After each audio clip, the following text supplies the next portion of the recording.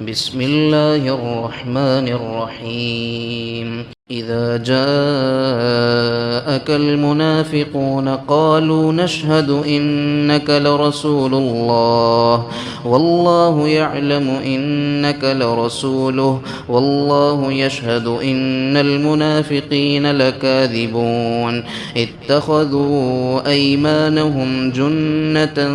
فصدوا عن سبيل الله إنهم ساء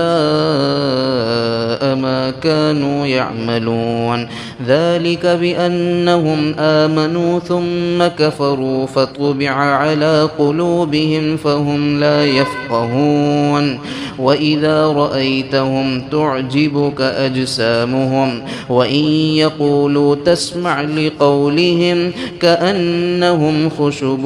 مسندة يحسبون كل صيحة عليهم هم العدو فاحذرهم قاتلهم الله أنى يؤفكون وإذا قيل لهم تعالوا يستغفر لكم رسول الله لووا رؤوسهم ورأيتهم يصدون وهم مستكبرون سواء عليهم أستغفرت لهم أم لم تستغفر لهم لن يغفر الله لهم إن الله لا يهدي القوم الفاسقين هم الذين يقولون لا تنفقوا على من عند رسول الله حتى ينفضوا ولله خزائن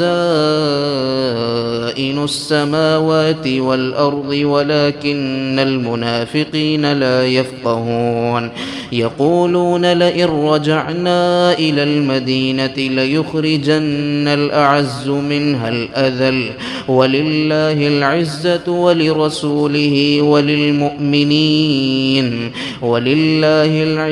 ولرسوله وللمؤمنين ولكن المنافقين لا يعلمون يا أيها الذين آمنوا لا تلهكم أموالكم ولا أولادكم عن ذكر الله ومن يفعل ذلك فأولئك هم الخاسرون وأنفقوا مما رزقناكم من قبل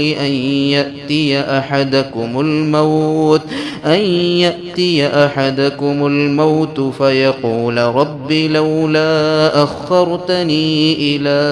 أجل قريب فأصدق وأكن من الصالحين ولن يؤخر الله نفسا إذا جاء أجلها والله خبير